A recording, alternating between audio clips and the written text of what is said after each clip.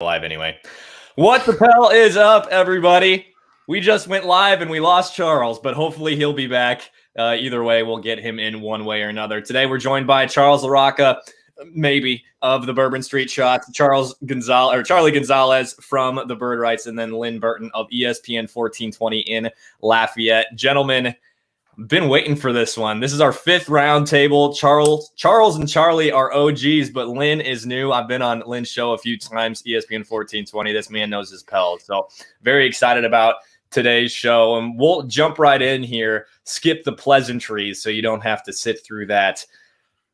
We're getting right down to it right away. The free agency, the trades all getting crazy immediately. Lonzo Ball signs with the Chicago Bulls at 5 o'clock, essentially 5:01, like seconds 01, and he's a Chicago Bulls. A sign and trade sent to Chicago. So Charlie, I know you're feeling pretty negative.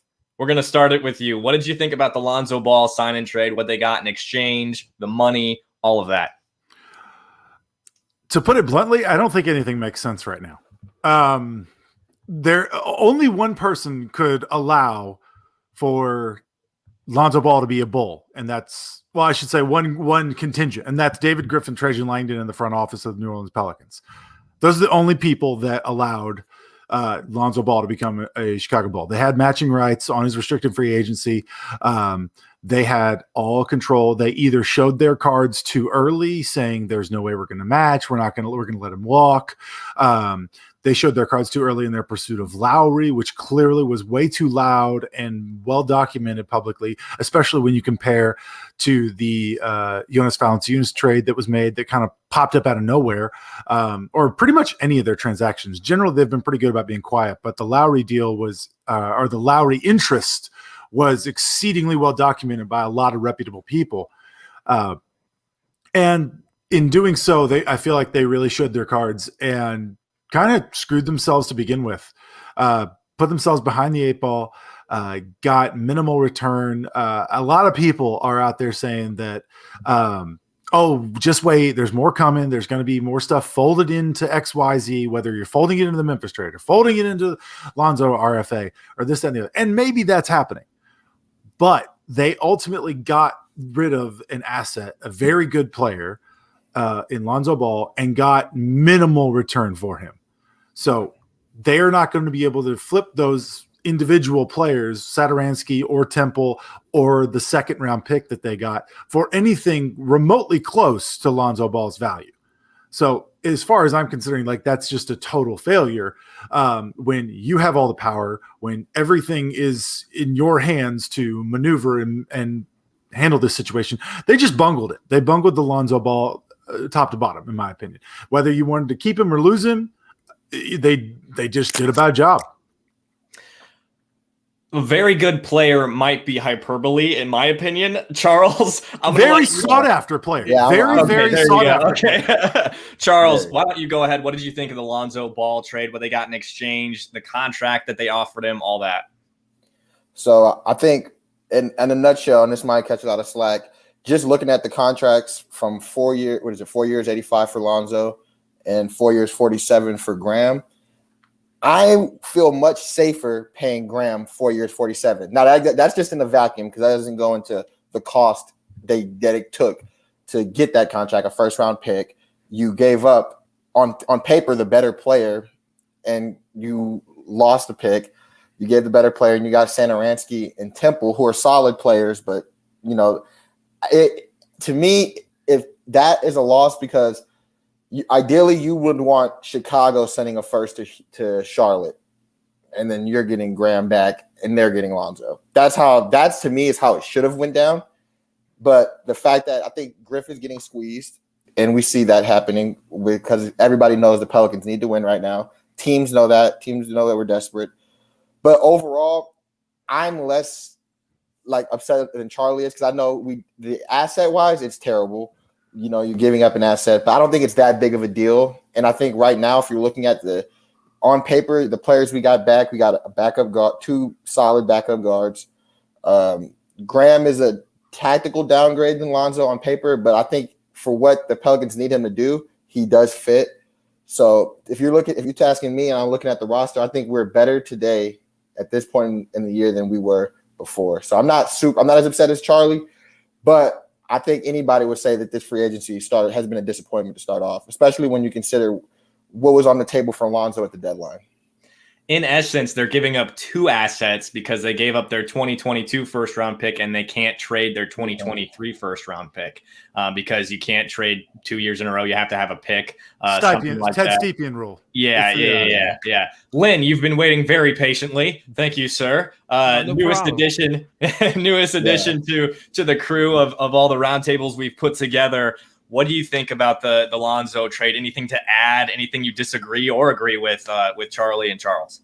See, okay, so I'm kind of in the middle. I lean more towards Charles than Charlie, but I'll say this: I'm okay with what they got, but I'm not okay with looking at what San Antonio got for an unrestricted free agent of DeMar DeRozan when you compare it to what we got back with Satoransky and Temple. And it's like Charles said, that the first round pick should have come from them. So that's why I'm like, But at the end of the day, Ball's a restricted free agent. He didn't want to be here. So I'm at least happy that even if they would have matched it, I don't want to have someone who doesn't want to be here. So I'm okay with seeing how Graham has been showing that he's happy that he got here, excited. So I'm okay with that. But I'm in between the two gentlemen when it comes to like how this trade situation and free agency began.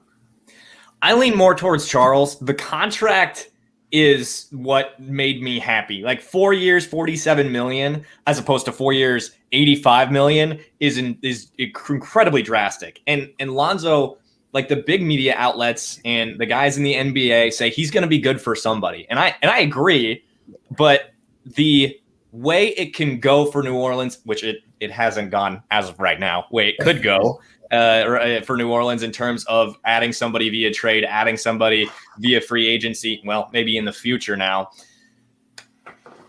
I think is a better alternative than banking on Lonzo to be a star, because the inconsistency this last year, I mean, he'd go 8 for 11, score 30-some points, and then follow it up with 2 for 12 and 4 turnovers and just be a very average point guard. Like he just didn't do enough for me to sign him to 4 years, $85 million.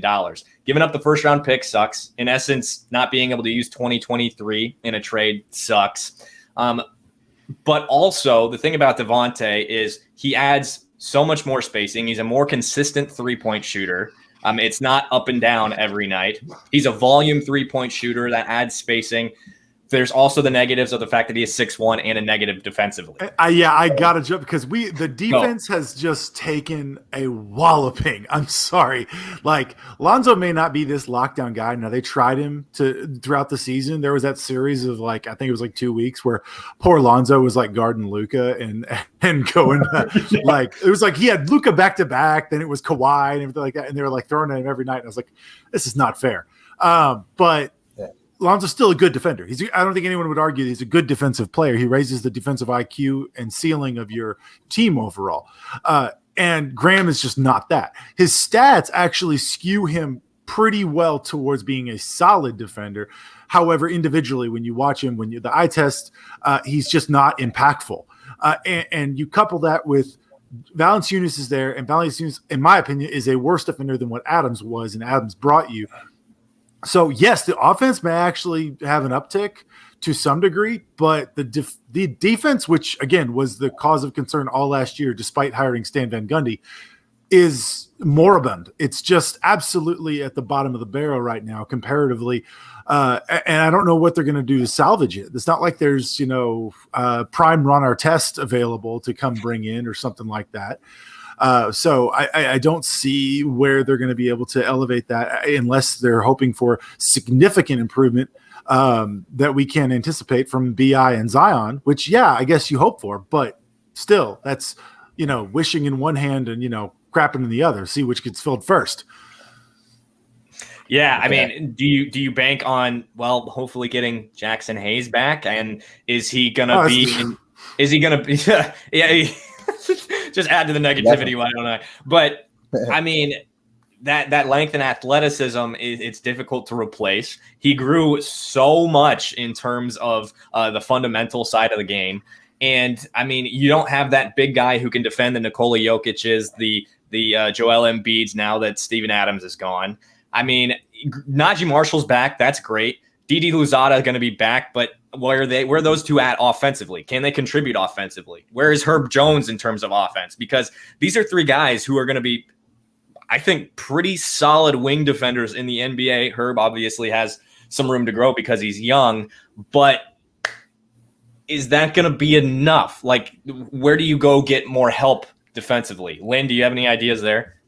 See, I would think that it would have to be in this supposed trade situation that we keep hearing about, them trying to get some sort of wing in Joe Ingles, maybe someone of that magnitude. But if not, then I really think it's going to have to come down to the fact that our franchise players have to be franchise players and stop clowning around. I think at the end of the day, I think that's what it has to be. We can't keep bringing in different vet after different vet and expecting them to be the leader of the situation when we're paying you to, and we expect y'all to be our franchise guys. And I think that's why you bring in a Willie Green, to get those two dudes to buy in and play defense. Charles, it looked like you had something to say there too. Yeah, I just wanted to piggyback on Lynn. I totally agree. At some point, I think that's kind of what this offseason is about too. How you get rid of Stan, right? You bring in guys that complement Zion and BI offensively. But now I think the onus is on them to be leaders, step up and take the charge defensively. Because, I mean, how far is your team going to go anyway if your best players never defend? Play defense, yeah. Yeah, you have two, and especially at the wing. These are wing players, Zion and BI. That's, probably maybe the most important position on defense and our two best players don't play defense right now consistently enough. So I think it's on them to lead that charge and bring the fire. And as far as, Devonte Graham, his numbers, of course, losing Lonzo, that's going to impact our defense a lot. And he's 6'1". I think he tries, Devonte Graham. I think he does put effort in. But until our best players show the effort to play defense, I think it's not going to ever be a good defensive team. And when you look at the Bucks, who just won the championship, how many great defenders were on that Bucks team? Giannis, Drew, Chris, PJ Lopez to protect the rim, PJ Tucker. So even Connaughton, he tried.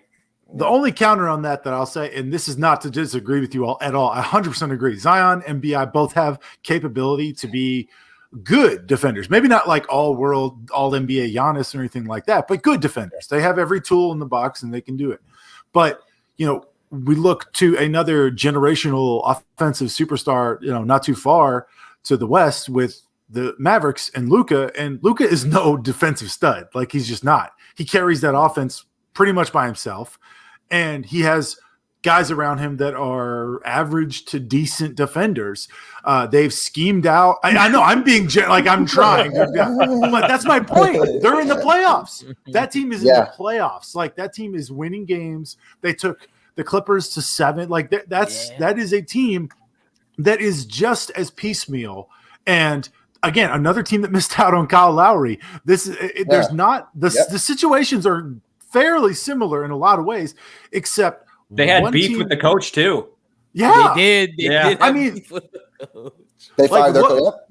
If the Pelicans had made it to the playoffs last year and took the Clippers to 7 games, I don't think anybody would be saying anything really right now about it. Be like, oh, okay, whatever, they'll get it figured out, like, kind of thing. Like, it would have shown a lot of growth, but they just haven't. And so everyone's, I think, is just trying to beg, borrow, and steal and figure out where the magic is going to come from. And I don't know. We're hoping there's going to be somebody that makes an impact on, like you said, the franchise guys do have to step up. There's no question about that.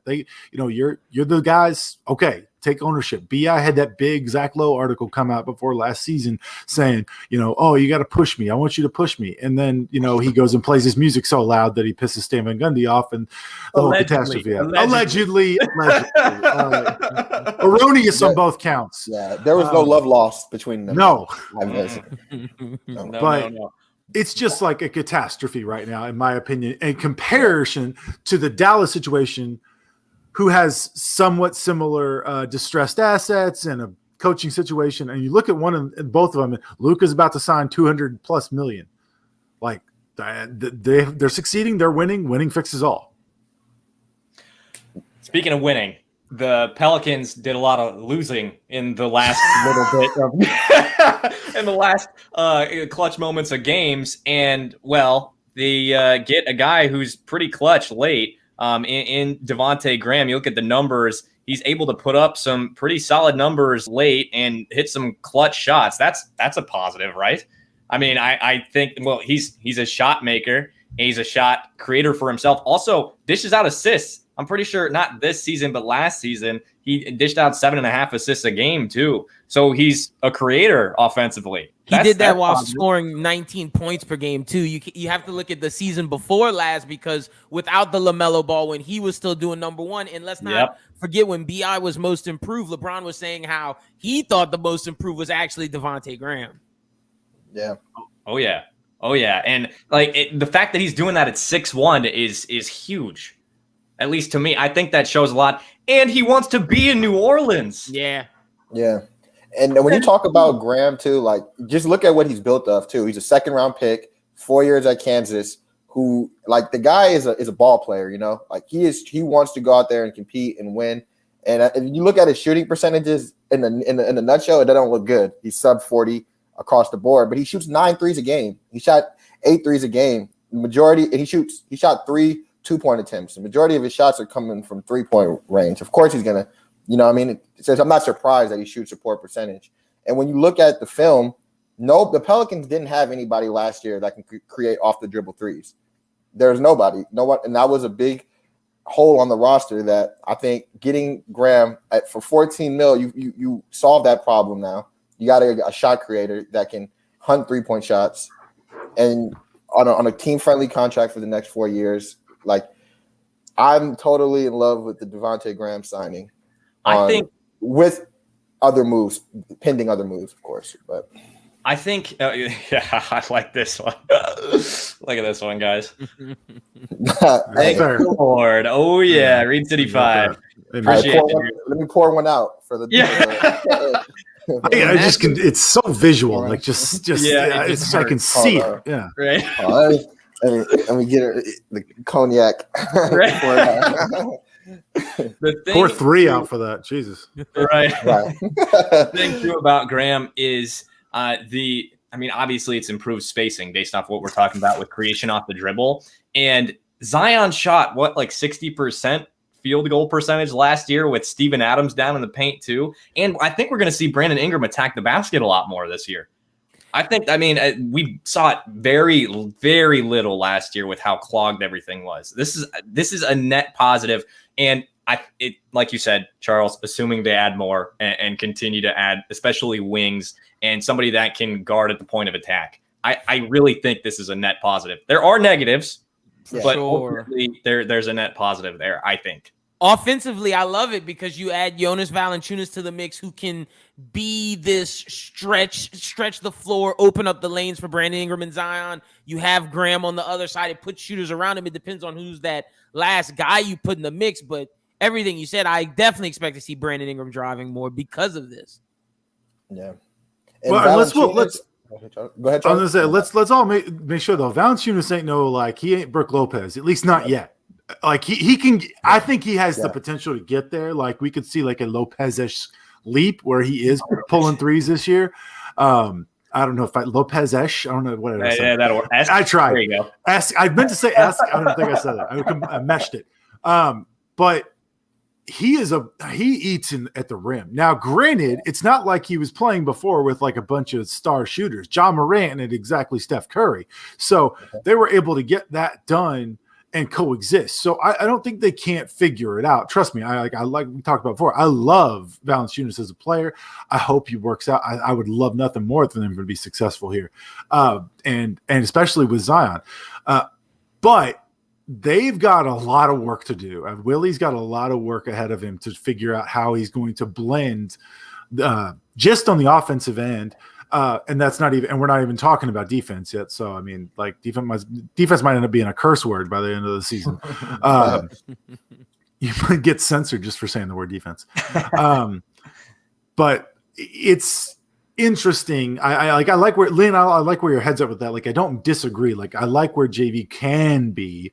And we just have to see it. No, I understand where you're coming from, because this is all hyperbole of like us hypothesizing what could happen, but that's the thing we have to see. Does his 3-point percentage work when you put him in that situation where he's getting the Brook Lopez style things?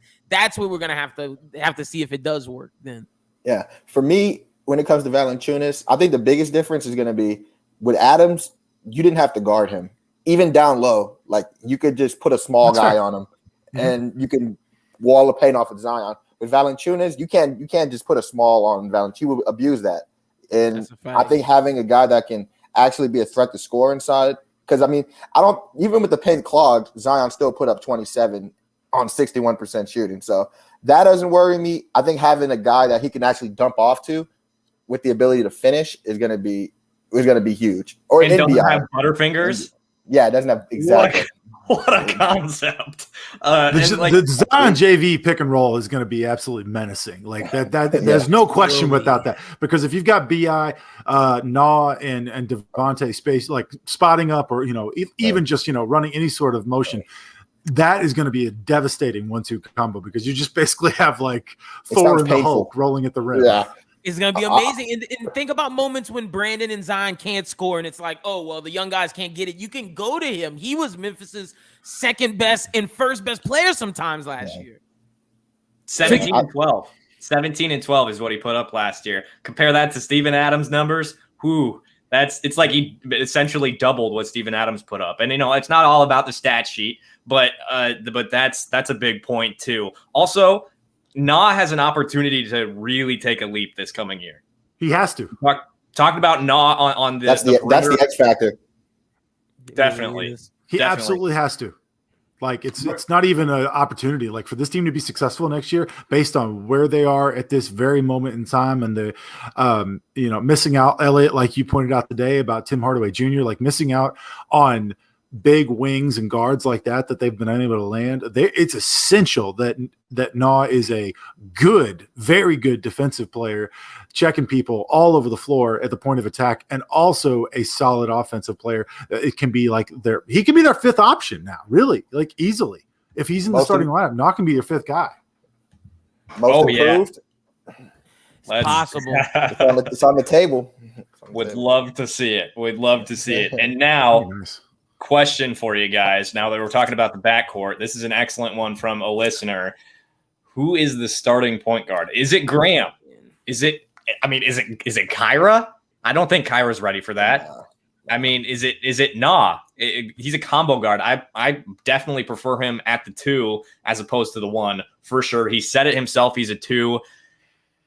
Is Graham the starter? As of now, he has to be. What makes you say that? Go ahead.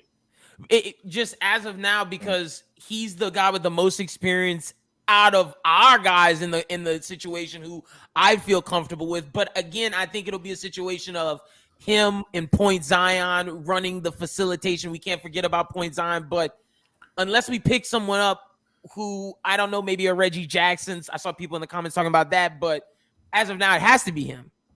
I think agree. I 100% agree. It has to be right now, because I think you're going to lean a lot, even more so, into Point Zion, into using Brandon Ingram as a creator. You're going to have to utilize them a lot, as well as flexing as much as you can with Graham, because I'm sorry, Kyrie tailed off at the end last year. Now that's rookie wall and pandemic year and all these. There's a million reasons. Maybe he'll be much better next season. And I'm not saying like kick Kyrie to the curb. But he's a second-year player. He's going to have some bumps. And Graham's 26. Like Charles said, he was a 4-year player at Kansas. Like, dude is experienced. He's at least somewhat poised. Like you said, he's good in the clutch. The dude will be fine, especially as the third or fourth option offensively. It's all going to just come down as far as players on the court who can handle enough defensively to keep this team afloat on that end, because they're going to put points on the board easily. It's just all there is. They've got 5 guys as of right now, projected starters, if you include Nah and Graham, that are all capable of putting up 20 points a game, literally. Yeah. I'm going to play a little devil's advocate. My prediction, I think Graham ends up coming off the bench, and they run into like a non-traditional role with kind of BI, Zion, and Nah starting the game off, switching up on playmaking duties, because I think they're all 3 like natural scorers. And if I'm David Griffin, my focus is no longer getting another guard, because what you have Kyra, you got Garrett Temple, you got Graham. I think if I'm David Griffin, I mean, who's after Zion as a 4? And if you want to bump Zion up to a 3, which they say Zion's a perimeter player, then who are you going to have at that 4 spot that can be switchy, be a rangy defender? And if that was me, if I was Griffin, that would be my focus. And now you have Graham come off the bench as a 6-man, a role he's already had experience in. And I think it's going to come down to what's more intriguing to me is who finishes games between Nah and Graham. And wait, can I ask you, in that lineup you're saying, who's the 4th person? Like, who would be the final starter? Because I assume it would be Valanciunas, Brandon, Zion, Nah. Who do you think would be that person in there inside of that? So who I would want, I don't know, because it depends on who they're after. But of course, I think there's options in free agency. There's Kelly Oubre. You can go get a Harrison Barnes, and maybe you go talk to Sacramento, see if you can get Barnes back in the trade. Go off and seeing like that's why I wish maybe instead it'd be really nice to have a 2022 first-round pick to trade for Barnes, or instead of being Satoransky, why don't we go get Thaddeus Young? Like the Spurs did. And that goes back to my issue with the thing of exactly what are they trading for? Like, here's another point too, is that there can be a variety of starting lineups. 504 for life, adding that in there, only Zion and BI for sure starters. I completely agree with that. Somebody's going to get hurt, something like that too, obviously. I mean, it's an 82-game season, and you can try different lineups. I think as of right now, I would assume the closing lineup will be Nah, Graham, BI, Zion, and X. Whether it's they think JV can finish games, which probably not. And then there's another 4 that we were talking about in Trey Murphy that the Pels just added in the draft. I'm not guaranteeing he's going to be awesome right away, but I think he's a switchable guy who's going to need to gain a little bit of weight, work on that foot speed. But I mean, the Pels drafted him for a reason. He's more of a 3-4 than a 4-5 to me, but I really like what Murphy can be. He's also 21, so he's a little more NBA ready. And if it comes down to it and the Pels can't get Kelly Oubre, Harrison Barnes, whatever, I think we saw Najee start last year. I mean, I would prefer him off the bench, obviously based on talent, but he did start. Yeah, and there's an option, like they're still hard out there too. Like we don't know what's going to happen with Josh Hart, so he's going to be either in that signing trade for another player, or and I mean, if there's nothing out there, I don't think there's a way that he's walking away for nothing, right? There's no way that Josh Hart is just going to leave and get nothing back. So you can either fit him on the roster or trade him. So there's options.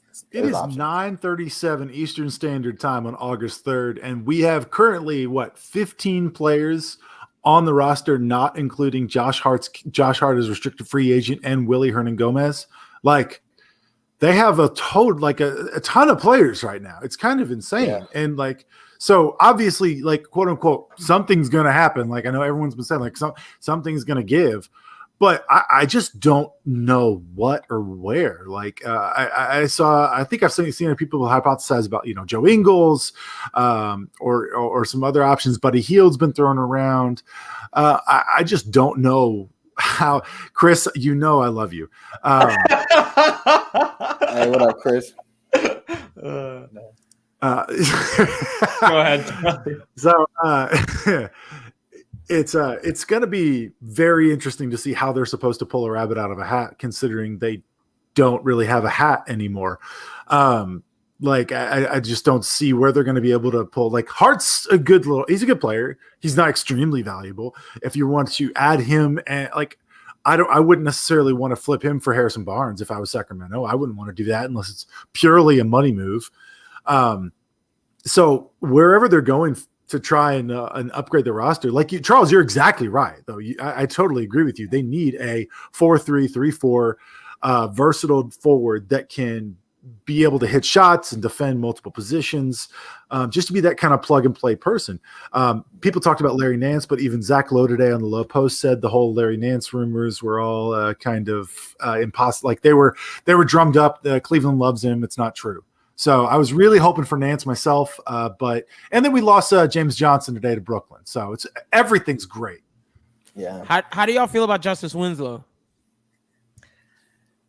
You gotta ask. Yeah, right.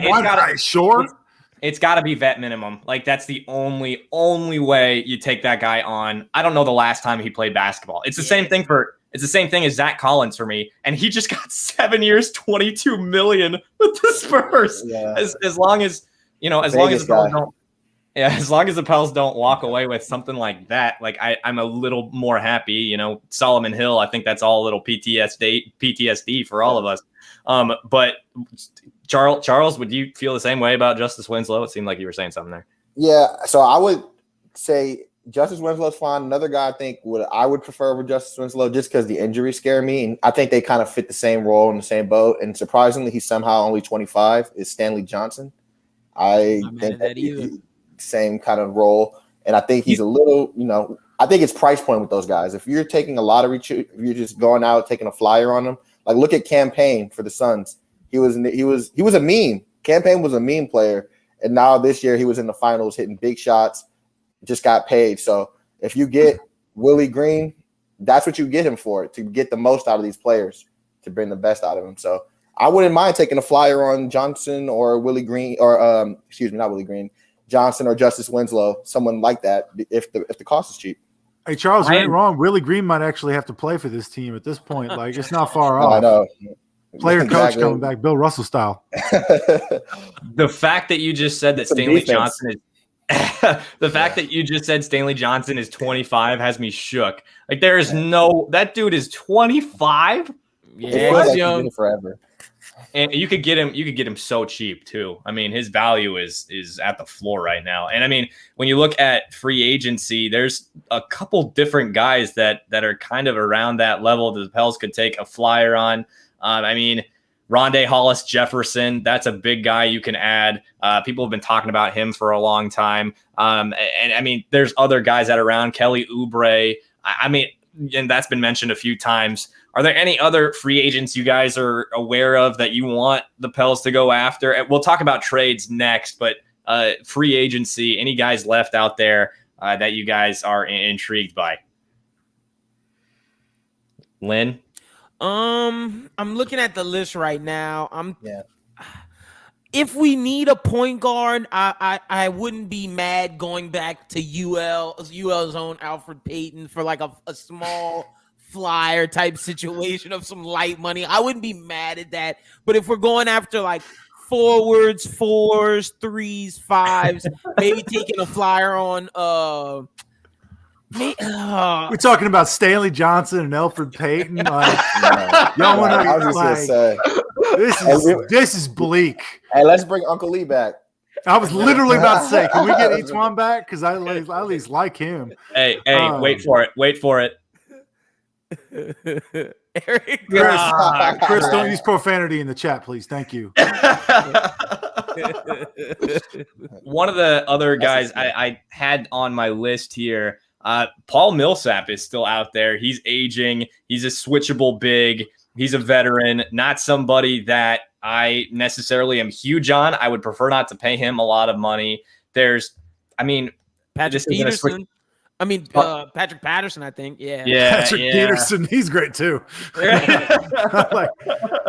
And then there's Denzel Valentine, Wes Matthews, Victor Oladipo is still out there. And then if you're looking at offense, there's like Reggie Jackson, and Lou Williams is still available. I mean, if you're gonna throw a defense to the wind, just throw a big number at Markkanen and just goes, hey, go shoot. Like just stand outside and shoot threes. I mean, there's really not a lot available, at least free agent wise, that's gonna move the needle for him. I don't think.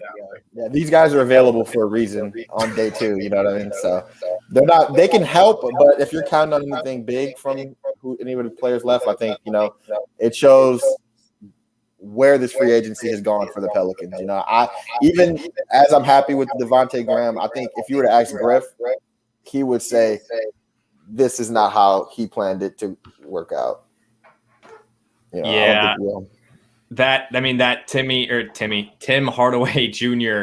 trade is tweet that I put out today. That rumor that Kevin O'Connor said is pretty telling.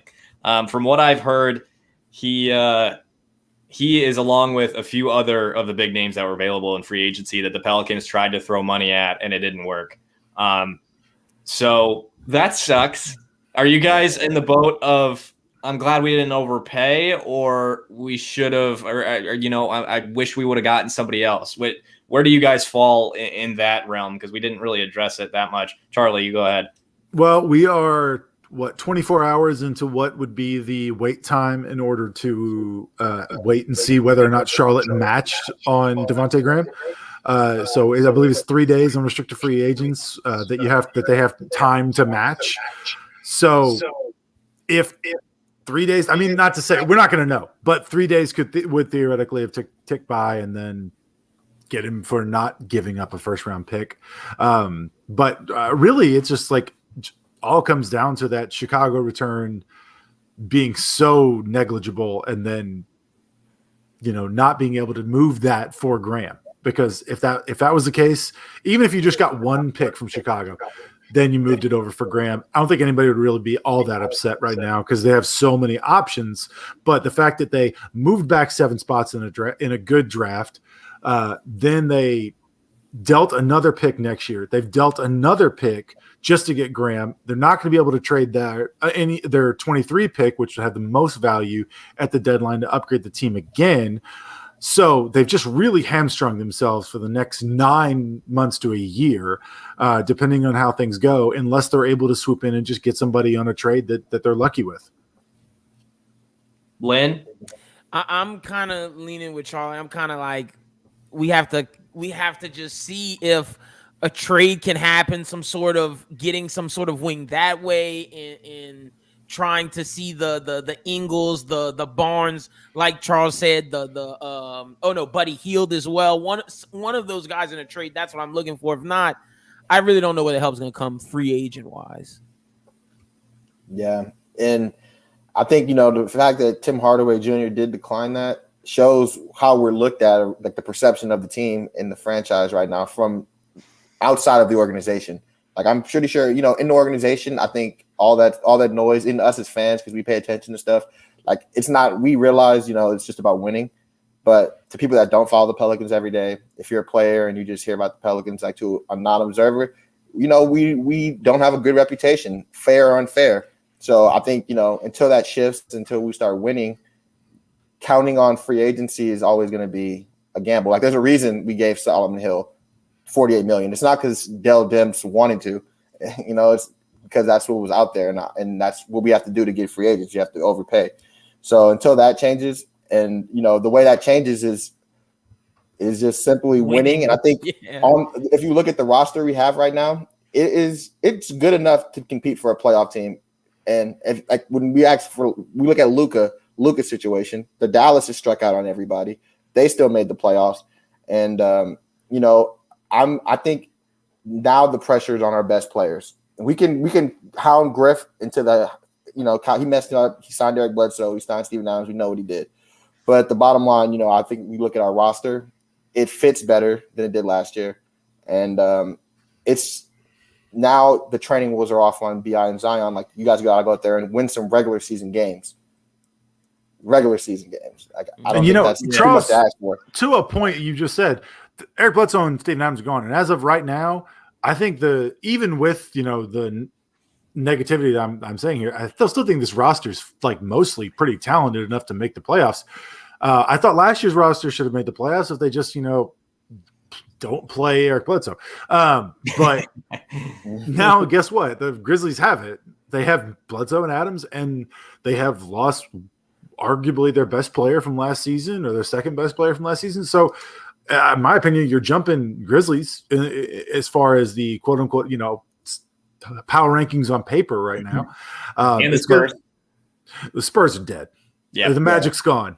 I mean, like the Pelicans had a rough week. The Zach Collins, the Doug McDermott, Cognac. Spurs, yeah.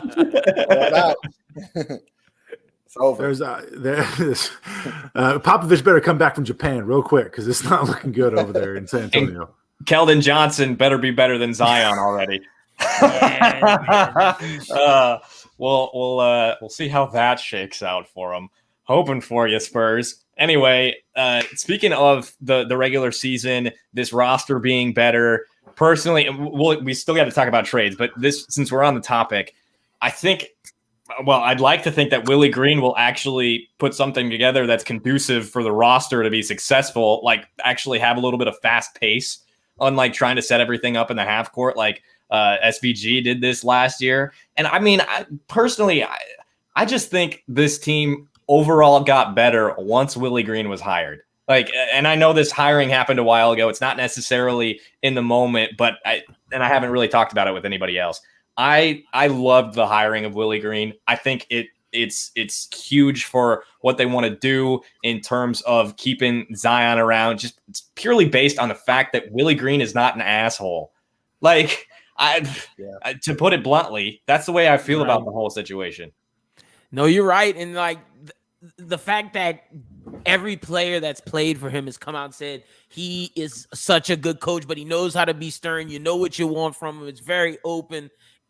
I can't be mad at that, and that makes me excited. But the moment we lost Bledsoe and Adams, that's where I was like, "Oh, we're better. We're better. It's done. Those two dudes are gone." That's and that is Griff's greatest failure right there. Like if we ever look back on this, and it's going to be the Bledsoe and Adams in that year or two. But I agree Bledsoe, with you, Adams, really and Stan Van Gundy. Don't let's you cannot. It's the trifecta. Just failed. That was horrible. He failed completely that entire offseason, And I think the one thing I will give credit is, trying to correct those mistakes, but those mistakes cost us assets. So if we end up losing Zion, then we would go look back at that. But as far as right now, I like that you're getting rid of people you're getting rid of negative energy in the building. And that kind of sounds cliche, but you're getting rid of Lonzo, he moved on. He didn't want to be there. So instead of bringing him back, but that's the thing. He did not. Yep. He hated the situation. He wanted to go. So it's get that energy out of here. Yes, because that thing that lingers. And I think the last regime under Dell, he kind of too often brushed that to the side. Oh, you know what? No, we'll get to that down the road. We'll just bring Eric Gordon back. And even though he doesn't want to be here, we'll just, we'll deal with it later. And eventually, if you just keep pushing, even with the AD, the rumors, he kind of just kept brushing it to the side. And eventually that stuff manifests and lingers to where it just all hits at once. So I like getting in Stan Van Gundy, the players aren't feeling them. There's a negative vibe. Get rid of it right away. Don't let that stuff linger. And you replace a guy that didn't want to be here with the guy who does want to be here for half the price. You get rid of Stan Van Gundy. You get a young coach that can relate to the players, that is all about positive energy and positive coaching. So, I like that aspect of it, but we'll see how it translates. Called New Orleans home, all that. That presser was awesome. I love Willie Green, and I chopped up a little bit of what he said, and I think I put it on my TikTok for my 13 followers there as I'm trying to expand the audience for the podcast. But it got, I think, 2,500 views, and it's because he elaborated on it's just different with this year's player, with these players now. I mean, you have to build a relationship. You have to let them know that you care about them. And that's a significant part of coaching. It breeds a much healthier environment than what Stan Van Gundy had. I mean, you said it. It's not insignificant. This is not a little thing. This is a very overarching thing where people can say, oh, they just didn't want to work hard. Screw off. Stan Van Gundy's a dick. How do you actually want to perform like that when your boss is not an effective leader? That's just where it's at for me. Charlie, did you have anything to say on the topic? No, I 100% agree with that. Charles is dead right on that, as far as just having someone that actually cares about you, treats you as a person, and wants you to succeed more than just Chris he's right about one thing,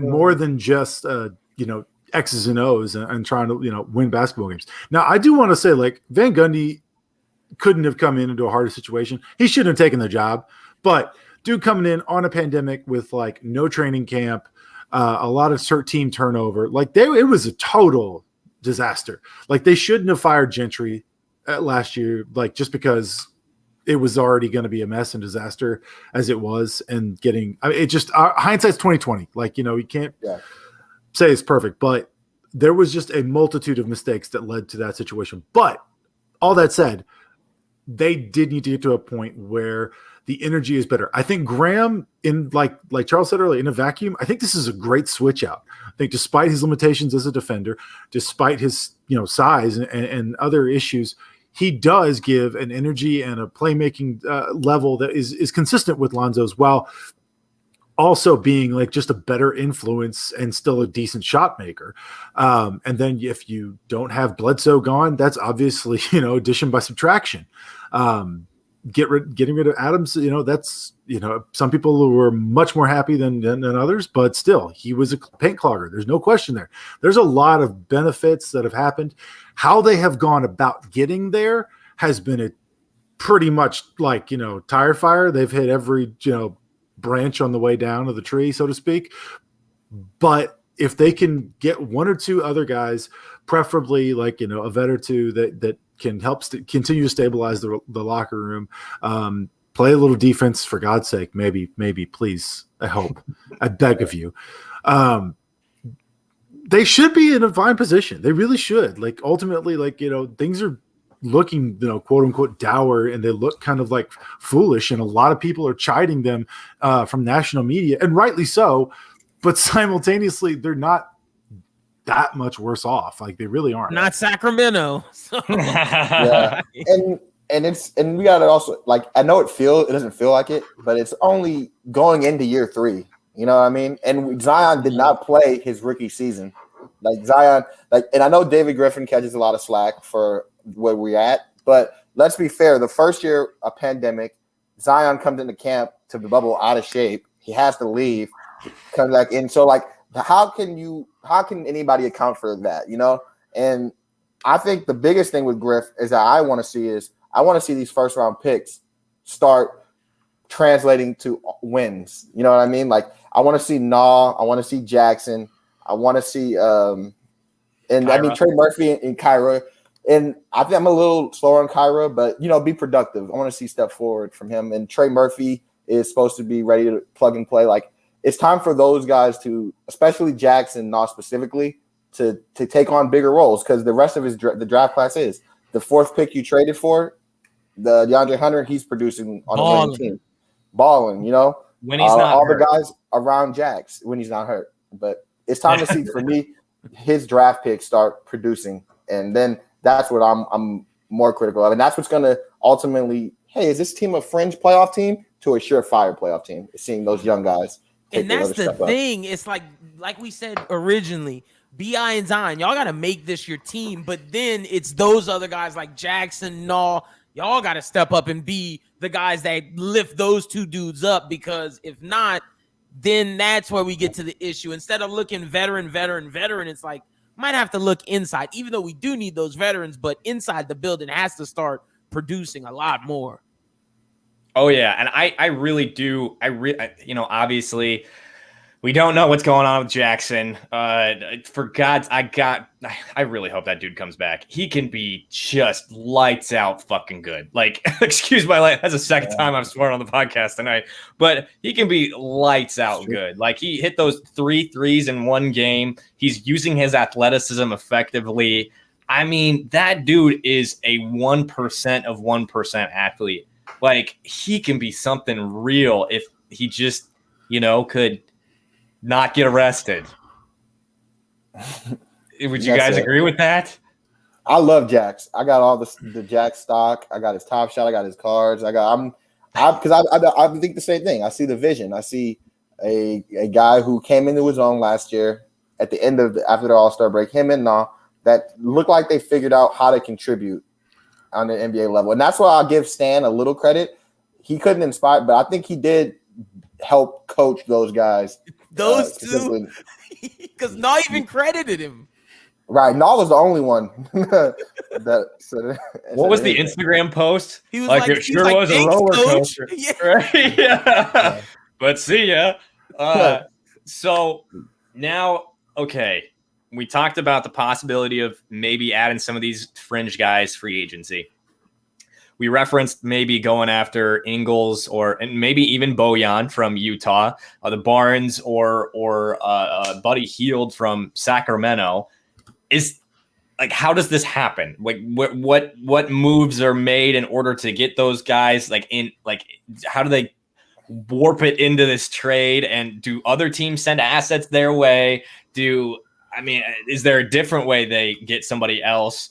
How does this team get better from where they're at? And personally, this point I'm not even going to try to say that. I think the team is better than last year already, but they definitely have to get better elsewhere too. Point of attack defender, probably a big, like a 4-5, and wings, and maybe some depth in the backcourt too. Where do you guys land on how does this team get better? How, like, tangibly? Where do things go and how do things move around for them to make an acquisition that makes them better in one of those spots? Charles, go ahead. Do you have anything? So there's a few ways, I think, off the top of my head. I'm thinking, one, the first way, you got to expand this Memphis trade, in this Charlotte or this Lonzo Ball. Like, you try to get other teams involved, try to get some picks moving around, some players moving around, maybe, and then you have Satoransky and Hart. That's where I would start if I'm Griff, is trying to package those two role players, two solid, I would depth pieces that are on deep. Satoransky's an expiring. Hopefully you get hard on a team-friendly deal. Try to move those two guys for maybe, like I said, you go to Sacramento. Or I know Ingles has been rumored in Bogdanovich, but I think if I'm Utah, that's like a last resort option. I'm moving those guys because, they were just the 1 seed. But I'm trying to use that package. If not, and if you really feel like the pressure to make the playoffs, it's not what I would do. But then you still have young talent on the team that you can dangle in as, to go bring a difference maker back. Maybe you dangle a Kyra. Maybe you dangle someone like I don't think they'll move Nah because they're but you look at someone like Kyra or Didi or Najee and maybe you throw some second round picks. There's a little sweeteners I would try to do to go and find that difference maker. If not, you still have your MLE. I believe, right? The Pelicans still have their MLE. Then use that. You go maybe get a Kelly Oubre. So those are the type of moves I think right now Griff should be prioritizing. And then you start scraping the bottom of the barrel. And no disrespect to those guys, but you know what I mean? Yeah. Like afterwards, that's when you look at Justice Owen. But right now, I'm looking at Satoransky, Hart, and trying to expand the trades we already hear rumored, like the Grizzlies trade or that Lonzo trade, and seeing if I can maybe send that pick somewhere else. And I know Griff is known for those massive trades. We saw it last year with Drew. Maybe he's got something up his sleeve. Lynn, how about you? Charles took the words right out of my mouth. That's exactly what I would be doing, looking at. And I just want to add on about Oubre. If you're trying to give someone money, like I'm not a fan of doing maybe $90 million. But if you're gonna try to do that, you could take a swing at him, because for him not to be signed now, that is interesting to me, because I thought he would have been one of the wings gone. So maybe take a crack at him. But like Charles said, it's you got to package Satoransky and Hart and look to move them and see what you can get back for them. Charlie, anything to add to that? Yeah, and I don't mean to belabor the point because it's already gone, but like, again, this, like, geez, I'd really like a 2022 first round pick right now. But I think you have to look at the guys that are really strapped for cash. Like, Atlanta is going to almost certainly have to pay John Collins. Now, he's turned down 125 for 5, I think. Which seems kind of crazy to me, but regardless, okay, if he comes around to 125 for 5, they got guys that are coming up. They're going to have to find a way to manage that. They've already talked publicly about the potential for having to cut cash. I would really like to look. Yeah, Reddish. I agree. I love Reddish. But I think you could maybe be more inclined to get something like Bogdanovich from them. Bogdanovich is 28. He's on a 3-year deal. He's a veteran in his prime. He has less upside, but he could potentially help now. He fits nicely into any one of these trades. Maybe you would be able to push for swinging some. I'm not going to hypothesize on how they'd be able to maneuver the picks and pieces around to get him. But that's the kind of guy that I'm looking at. I'm looking at all these teams that have these big, restricted and free agents, even Sacramento. I know we're talking about Buddy and Barnes.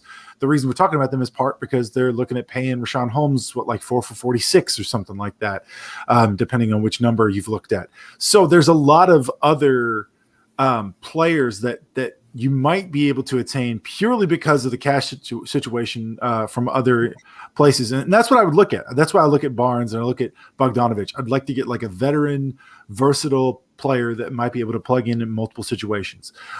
If you got Bogdanovich, maybe you could start Na and Bogdanovich and you just get like a little bit bigger and more rangy.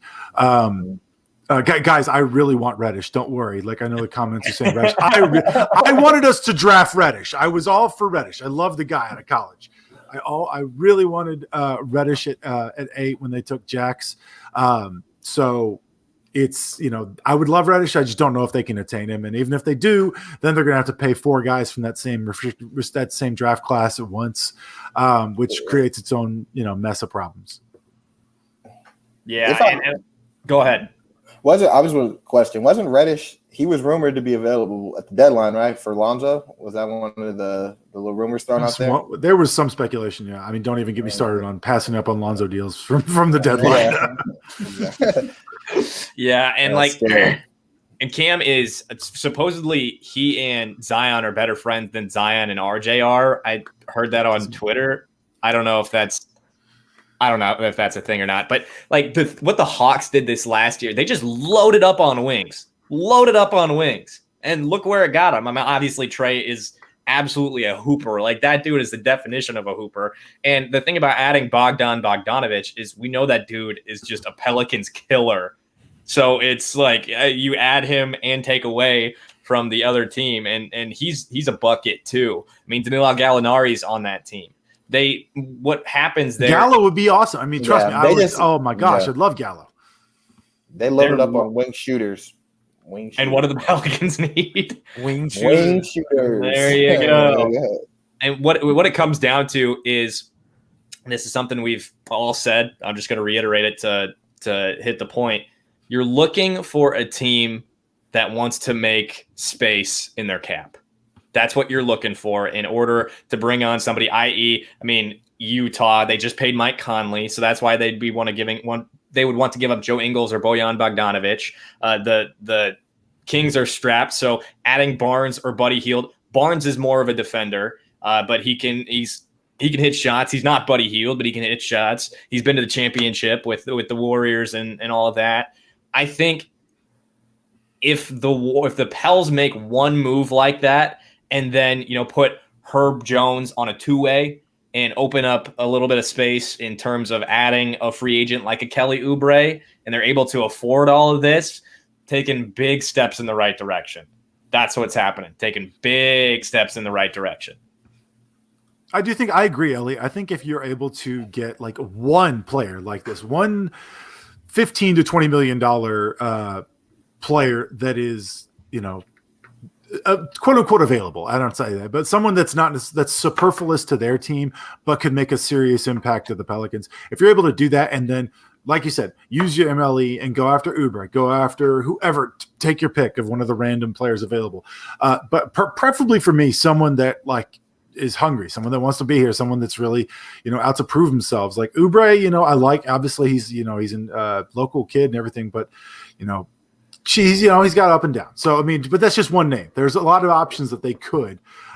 So get somebody that can fit into that spot. I'd love it. I have no idea if Indiana would be willing to part with Brogdon anymore. I think we've all talked about him in multiple times. I'd love to get him. I doubt that he's available. I'd love Brogdon. I've loved him forever. Great guy. But Brogdon, Bogdanovich, somebody like that. Find somebody that they can able to pull or pry from someone that's cash strapped and use the advantages you have. Yeah. And it's just hard for me now to see since we got Graham, I feel like that was part of the Lonzo deal, like that was our big, I feel like the Lonzo was the big chip to try to bring someone back. And, now that he's gone, we got Graham. Who else can we really move that teams would want for a player like Brogdon? I know it's teams, you said it's someone that's looking to fill up space, but now we can't trade the pick. It's tough. And then I think it's going to, unless I see these trades expand into multiple teams, I don't know if we even have the assets right now to go get someone big in the deal. And that's the scary thing about how Charlie kept saying if we had that first round pick. Yeah. Real nice. Nice. Going and getting a Brogdon becomes less and less possible as these things move forward. Like everybody was talking about a sign and trade for Lonzo, and that was the most feasible way I saw that happening. Otherwise, I don't know how they go out and get. It was the only way. I thought. Yeah. One more thing before we move on. I guess before we go, the coaching staff. They're retaining Teaspoon, Fred Vinson. I'm assuming D House, some of these other guys. Have you heard anything more? You guys heard anything more or have anything to say about the pursuit of a lead assistant? We got this question from Reed City 5 about the staff. I haven't heard anything. All I know is Green really complimented Teaspoon, Fred Vinson, the rest of the staff in his presser, and I'm assuming that those few are sticking around. Also heard about Sam Mitchell having an interview with the Pels a couple weeks ago. Apparently that hasn't come to fruition, like him being the lead assistant or anything. Any comments on that? Anything you guys have heard or anybody you'd want for the lead assistant position? Mike D'Antoni. If we're gonna go offense, baby, go full board. Let's go. Let's get 7 seconds or less in. Give me Mike D as your associate head coach, and just let the boys run. No, but in all seriousness, I'm not sure. I don't know. I think Willie's literally been on the job for like what, a week and a half. Yeah. So I'll give him a little bit of grace period. It's kind of weird that he's walking into like almost like a fully formed staff. It's just odd. But he's a young guy. He seems malleable. And also everyone seems to love Spoon and Vincent and everybody there. So it's hard to, wrestle with that. But we do need a 30 for 30 on Fred Vinson one day. The man has survived more change than like the French Revolution. Like it's unbelievable how many like regimes he can just withstand. I can't even believe it. Do you teach history? I do. Yeah. I do. Yeah. Any of you other guys have any questions, or not questions, but any suggestions about who you'd like to be, who you would like to be the lead assistant for the Pelicans or associate head coach Charles Lynn? No name specifically, but just like hearing Willie Green, I hear his interviews and talk. He's less about X and O's and more about, player development, player relating to the players, being able to understand them. And I think the same, I would say Spoon and Vincent are almost like in that same boat. They have good player relations. Players like them. They're good at player development. And I agree with Willie. X's and O's aren't the most important thing for a coach. Being able to get people to buy in. But with that being said, I guess for me, the lead assistant, I would go for somebody that can maybe scheme the hell out of a game plan, get you scheme up a defense, scheme an offense. So Mike D'Antoni, he fits that bill. He's someone I would be fine with. Maybe another name but just a guy, an X's and O's scheme guy would be who that would be my preferred target. I echo that. To me, I don't really care who the lead assistant is at this point, because I think the players, I'm so sick of just coach after coach after coach to where I just want to see the players produce. I just need them to perform to where it's like what Charles just said. Like, if they like this guy, if they're getting people who have this right energy to where they buy in, I'm cool with it. Just get someone who can drop a play if need be. Just like Lynn said, who do y'all want for coach next year while we're at it? Let's just go ahead and get ahead. Don't. Just I mean, jokes. Hey, me, it's pretty. Well, Go ahead. I would say it's pretty wild though. Willie said in this press conference, like that was the first question he asked Griff. Like, You'd have to ask that. Yeah, makes sense. Yes, exactly. And now, for me, the choice that you guys are mentioning about X's and O's, it's got to be a former head coach, in my opinion, and a guy who's coached Zion before. That's Sam Mitchell right there. I really, really like the fit, but that's just me. And that'll wrap it up for us, unless you guys have any other thoughts or anything you wanted to ask the other Pels guys in this conversation. You guys have anything? I'm good. No? I got a message to the haters and the trolls out there. I'm putting $100 on the line. He just for the Pelicans making the playoffs. So, and I'm not capping. This is real. I'm with him on that. I anybody agree. want to take me up?